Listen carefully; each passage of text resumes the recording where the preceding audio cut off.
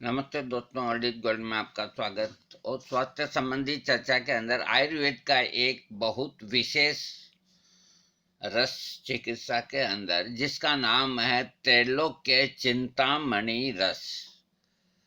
त्रैलोक्य चिंतामणि रस क्या है, पहले मैं इसे समझाऊंगा।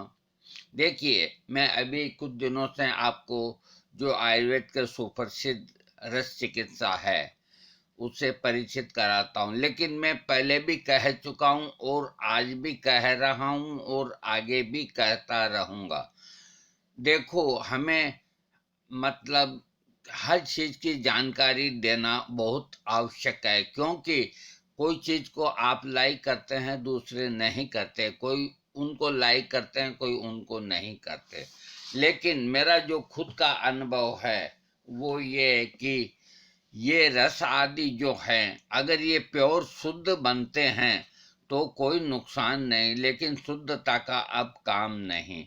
इसलिए जड़ी बूटियों पे निर्भर रहना ठीक है। फिर भी जो रस हैं वो हैं, और सभी फार्मेसियाँ एक सी नहीं होती, कोई एक दो फार्मेसी ऐसी भी है जो प्योर बनाती। हाँ, त्रिलोक्य चिंतामणि रस क्या है?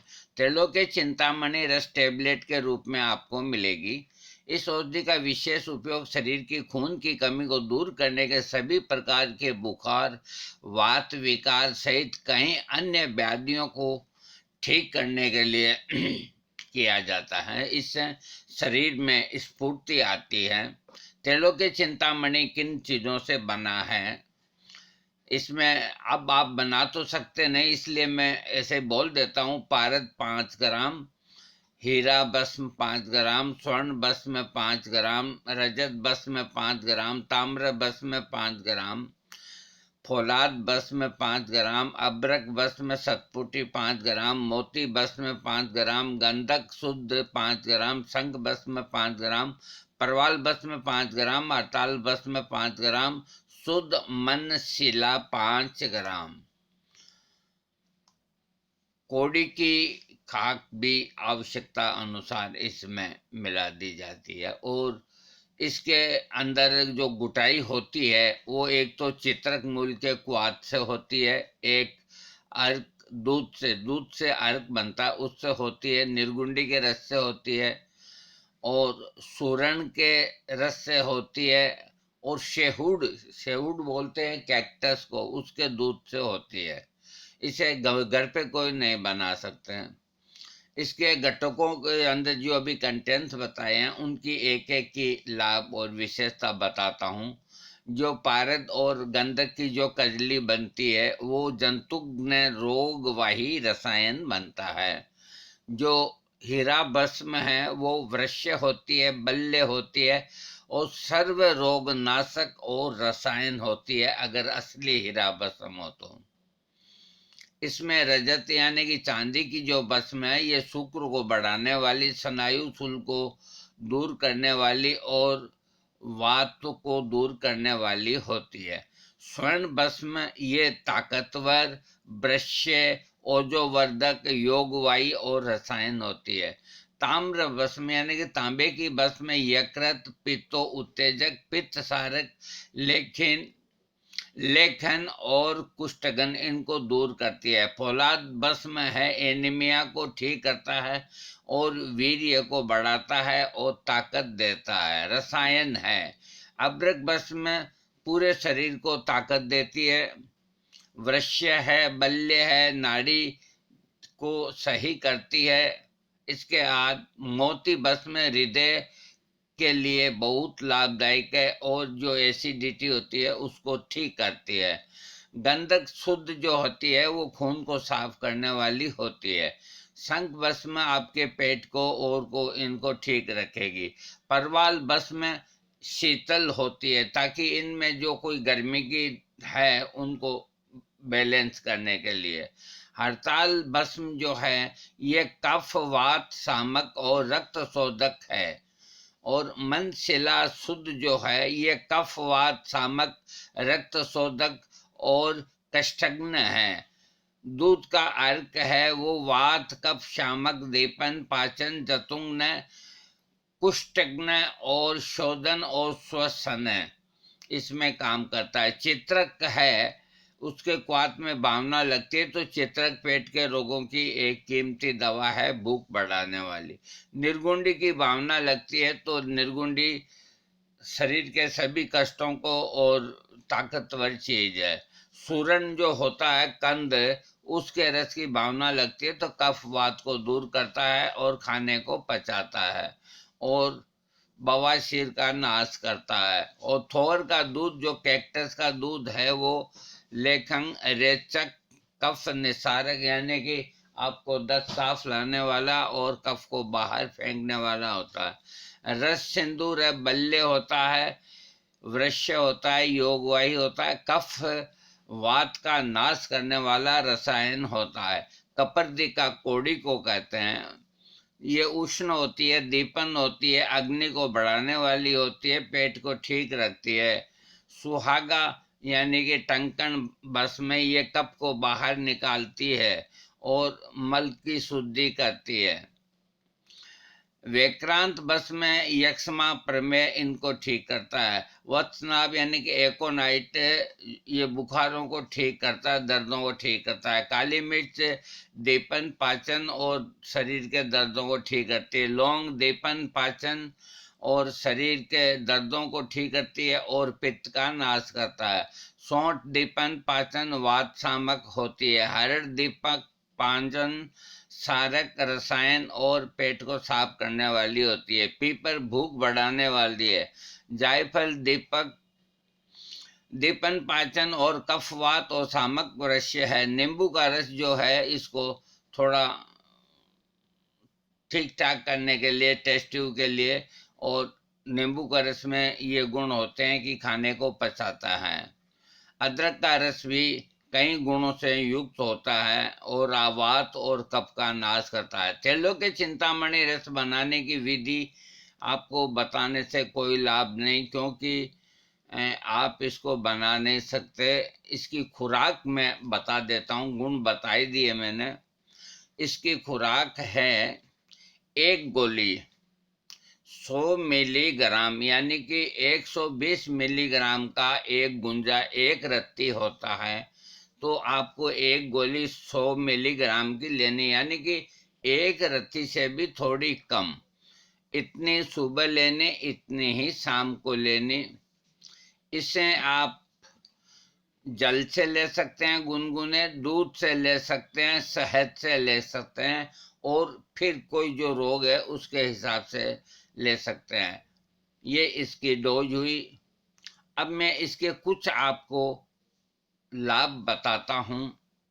ये 80 प्रकार के वात रोग जो माने गए हैं, उन सभी वात रोगों में उनका नाश करने के लिए त्रैलोक्य चिंतामणि रस एक प्रभावशाली औषध है। परंतु इसका प्रयोग सामान्य वात रोगों पर न होकर अर्धांग वात, स्थितगत वात एवं मज्जागत वात में होता है। संधिवात में भी इसका प्रयोग होता है। ये छोटे मोटे दर्दों में इसका प्रयोग नहीं करना चाहिए। लकवा में, घुटनों के दर्द में, अस्टिराइटिस में, इनमें जो बड़े दर्द होते हैं, आधे शरीर में जिनको लकवा होता है उनमें दर्द रहता है, तो उनके लिए ये बहुत मुफीद और बढ़िया चीज है।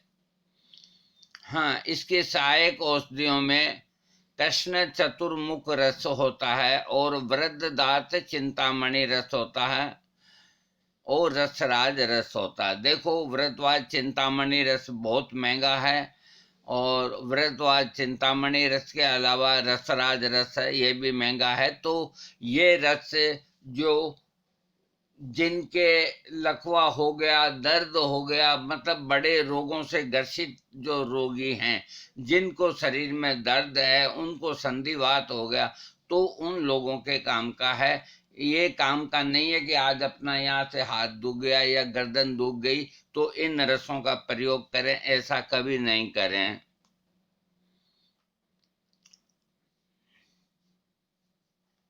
इसके अलावा ये लीवर को ठीक करता है और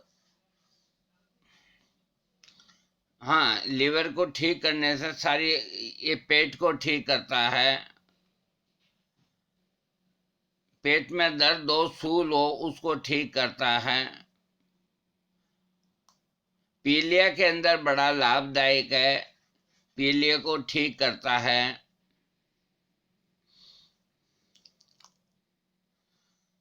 गृहिणी रोग जो होता है, जिसमें अल्सरेटिव कोलाइटिस के नाम से पुकारा जाता है, और सन्निपात गृहिणी जिसमें रोगी को 2 से 6 बार रक्त युक्त अतिसार होता है। रोगी क्रस्त, चिंतित और पीलापन चेहरे पे हो जाता है। भूख मर जाती है, नींद मर जाती है। आधुनिक चिकित्सा में केवल स्टेरॉइड ही उपचार है। ऐसे रोगी को त्रिलोक्य चिंतामणि रस 1 गोली सुबह और 1 गोली शाम को देनी चाहिए।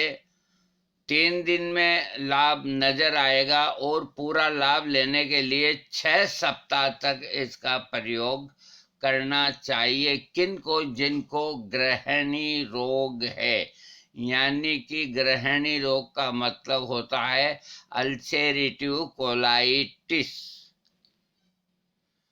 अब इसके सहायक औषधियों में कुटजारिस्ट, कोलाइटिस को ठीक करने के लिए कुटज से बनी हुई कुटजारिस्ट वो पीनी चाहिए, और परवाल पंचामृत का सेवन करना चाहिए। बसंत कुसुमाकर भी इसके साथ लें तो ज़्यादा लाभ करता है। ये प्रमेह को भी ठीक करता है। त्रिलोक्य चिंतामणि रस जो डायबिटीज जो पेशेंट हैं, तो उन सबको निरोग करने के लिए त्रिलोक्य चिंतामणि रस अत्यंत लाभदायक है। इसके 2 सप्ताह प्रयोग से ही डायबिटीज में आराम होने लगता है। सहायक औषधियों में चंद्र प्रभावटी, जो डायबिटीज के पेशेंट इसको लेना, तो इसके साथ में चंद्र प्रभावटी और परमंदादंड और गोक्षुर आदि चूर्ण या बंग भस्म में इनका प्रयोग इनमें से एक चीज का करना चाहिए।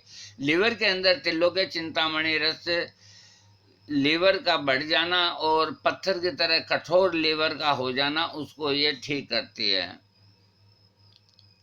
लीवर में सूजन हो तो उसको ये ठीक करती है। लीवर के अंदर और भी कोई तकलीफ हो, उसको ये त्रिलोक्य चिंतामणि रस ठीक करता है। गोमूत्र 25 मिलीग्राम, जल 25 मिलीग्राम के अनुपान से देने से 5 दिनों में भी जो पीलिया का पेशेंट होता है अथवा जलोदर होता है, जिनके पेट में पानी भरता है, उनमें यह लाभ करती है। सहायक औषधियों में यकृतादि लोह, रोहितक लोह, मंडूर, वज्रवंटक, हृदय चिंतामणि रस, ये इसकी सहायक दवाई है। कैंसर की गांठ को मिटाता है त्रिलोक्य चिंतामणि रस।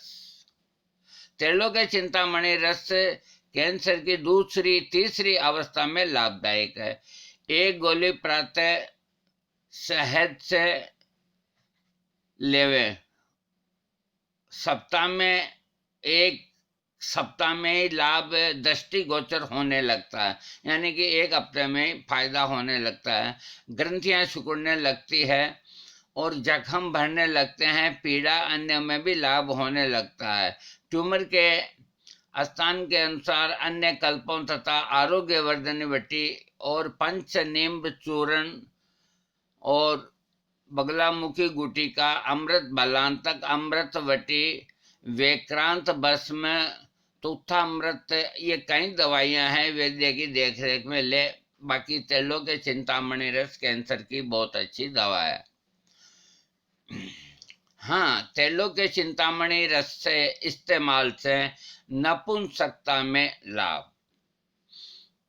नपुंसकता में त्रिलोक्य चिंतामणि रस एक प्रामाणिक औषधि सिद्ध हुई है। देखो, मैं अपने मन से कुछ नहीं कहता हूँ। नपुंसकता में त्रिलोक्य चिंतामणि रस एक प्रामाणिक औषधि सिद्ध हुई है। इसके सेवन से 2 दिन में ही लाभ मिलने लगता है।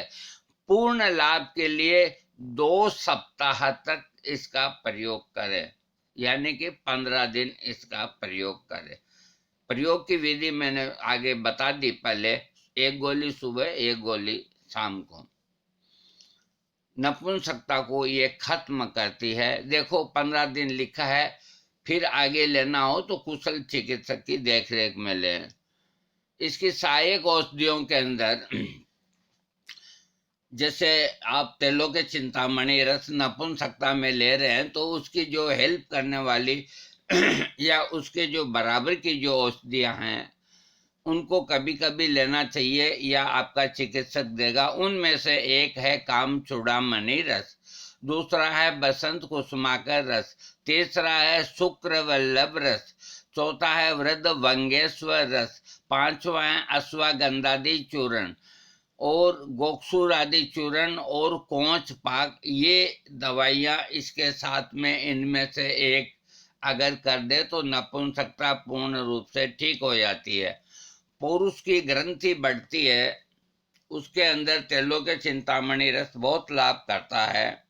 तेलों के चिंतामणि रस एक गोली प्रातः अनार के रस के साथ 3-4 दिन देने में लाभ हो जाता है और पूरा लाभ लेने के लिए 90 दिन इसका प्रयोग कराएं। किसके लिए? जिनकी पुरुष ग्रंथि बढ़ गई है वो अगर ठीक होना चाहते हैं तो 90 दिन तेलों के चिंतामणि रस का प्रयोग कराएं, वैद्य को कराना चाहिए। और इसकी सहायक औषधियां जो पुरुष ग्रंथि से संबंधित रिलेटिव है, गोक्षुर आदि गुगल, चंद्र प्रभावटी, तुक्तामृतवटी, शीतल प्रपटी, पुनर्नवावटी, गूगल का प्रयोग कराना चाहिए।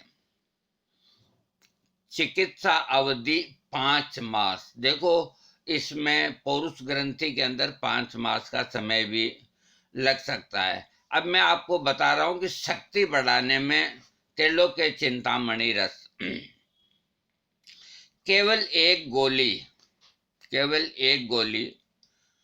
हरिद्रा शीर पाक के 1 मास तक औषधि सेवन करना पर्याप्त होता है। केवल एक गोली सुबह के टाइम हरिद्रा शीर पाक, ये बना हुआ आता है जिसमें हल्दी वगैरह का योग होता है, तो उसके साथ में एक गोली सुबह के वक्त सेवन करने से पर्याप्त शक्ति आती है। धनवान लोग इस कल्प को अधिक समय तक भी ले सकते हैं। देखो जो पैसे वाले हैं तो वो अपने ताकत के लिए इसको 2 महीना भी ले सकते हैं। रोग प्रतिरोधक शक्ति बढ़ाने में भी तेलों के चिंतामणि रस बहुत उपयुक्त है। रोग प्रतिरोधक शक्ति नष्ट हो जाने से बालक, युवा, बुढ़े रोगों की चपेट में आ जाते हैं। एक रोग हटता नहीं, दूसरा रोग टपकता है। ऐसे कमजोर रोगियों को तेलों के चिंतामणि रस देने से और साथ में गाय का दूध सेवन कराने से ये सारी कमजोरी दूर हो जाती है। उनको जल्दी से दूसरा कोई रोग नहीं आता और उनकी रोग प्रतिरोधक शक्ति बढ़ती है। और रोग प्रतिरोधक शक्ति बढ़ाने में सहायक औषधियां हैं आमल की रसायन, च्यवनप्राश, अगस्त्य हरितकी तथा रसायनों का ये इनको साथ में देना चाहिए। तेलों के चिंतामणि रस के साइड इफेक्ट और सावधानियां ये मैं आपको बता रहा हूं। तेलों के चिंतामणि रस लेने से पहले अपने चिकित्सक से परामर्श करें। नंबर 2, तेलों के चिंतामणि रस भस्मों पर आधारित रस योग है। वनस्पतियों के शीर एवं क्वाथों की भावनाएं देने से ये पूर्ण रूप से निरापद योग बन जाता है। परंतु फिर भी रस औषधियों और भस्मों में अपनाए जाने वाले पूर्वापाय इसमें भी अवश्य अपनाए जाने चाहिए। ये लिखते हैं कि ये सेफ है लेकिन फिर भी इसकी गिनती रसों में आती है, इसलिए बहुत सोच समझ के इसका प्रयोग करना चाहिए। तीसरा, तेलों के चिंतामणि रस को डॉक्टर की सलाह के अनुसार सटीक खुराक के रूप में समय की सीमित अवधि के लिए लें, अधिक लंबे समय न लें। चौथा, बच्चे की पहुंच से दूर रखें। अब तो देखो इसकी कीमत लिखी, अब जो लिखी है मैं आपको बता देता हूँ। अब न मालूम ये कब की है, कोई जरूरी नहीं। ये त्रैलोक्य चिंतामणि रस बैद्यनाथ का गोल्ड, ये 492 की डिब्बी आती है। अब कितने की है, कितने ग्राम है, ये मुझे पता नहीं। और डाबर का जो त्रिलोक्य चिंतामणि रस है वो 532 का है। इसे आप ऑनलाइन भी खरीद सकते हैं। हाँ दोस्तों, मैं अब वीडियो के करीब करीब समाप्ति पे आ रहा हूँ, तो मैं एक बात बताता हूँ कि अभी मैं रस चिकित्सा के ऊपर 2-3 वीडियो इसके पहले भी दिए और ये आज मैंने दिया। इनके अंदर भी जो जितना अच्छे हैं और शेफ हैं और जो लोग कर सकते हैं, पैसे वाले हैं, तो वो क्यों वंचित रहें। ठीक है, ये गरीब आदमी के काम का नहीं है, वो दूर रहे, 100 कोस दूर रहे, उसको कौन कहता भी तू ले। जब वो शतावरी और अश्वगंधा से ही उसकी समस्या ठीक हो जाती है, तो ये इतना महंगा क्यों लें। ये अपनी अपनी सोच होती है। एक आदमी की सोच होती है जो भगवान ने उसको इतना पैसा दिया कि रखने की जगह नहीं, तो वो चिकित्सक को क्या करता है, वैद्य को क्या करता है कि जो भी खर्चा लग जाए, हम ठीक होना चाहते हैं, कैसी भी दवाई क्यों न हो। तो उन लोगों के लिए ये दवाइयाँ बनी हुई है। तो कम से कम मेरा काम है जानकारी देना और अपना जो मत है वो व्यक्त करना। अब आपको जो अच्छा लगे वो आप कीजिए। और मैंने अभी जो 2-3 रस की मैंने जो जानकारी दी, उनके अंदर ये जो त्रैलोक्य चिंतामणि रस है ये बहुत श्रेष्ठ है और ये हर बीमारी को ठीक करने की शक्ति रखता है। आप अच्छी फार्मेसी का लें, बस एक ही ध्यान रखने की बात है, मुल्तानी फार्मेसी का बहुत अच्छा आता है, बैद्यनाथ का भी ठीक आता है, और इसके अलावा झंडू का लीजिए। और एक धूत पापेश्वर है, महाराष्ट्र की फार्मेसी, 100 साल पुरानी, बल्कि 100 से भी ज्यादा हो गए होंगे। तो उनका माल हर जगह नहीं मिलता, लेकिन ऑनलाइन मिल जाता है। तो वो सबसे श्रेष्ठ फार्मेसी है धूत पापेश्वर। उसका श्यामला नाम का च्यवनप्राश सुप्रसिद्ध है दूध पापेश्वर का। और वो जितनी दवाइयाँ बनाता है अच्छी बनाता है, झंडू अच्छी बनाता है, ऊंजा अच्छी बनाता है। तो ये अब हमने आपके ऊपर छोड़ दिया, आपके चिकित्सक पे छोड़ दिया कि वो अच्छी फार्मेसी की दवा आपको लेकर के सेवन के लिए दें, ताकि आप ठीक हों। दोस्तों 23 मिनट कुछ सेकंड हो गए हैं, लेकिन ये रस कोई कमजोर नहीं। इसका नाम भी है त्रिलोक्य चिंतामणि रस। आह, कितने प्यारे प्यारे नाम आयुर्वेद के अंदर रखे हैं। और इतनी प्यारी प्यारी अगर प्योर चीजें डाले तो आज कहना ही क्या, क्यों किसी पर अपन आश्रित रहें। लेकिन क्या बताएं। खैर जो भी है, आप मेरे वीडियो को सब्सक्राइब कीजिएगा।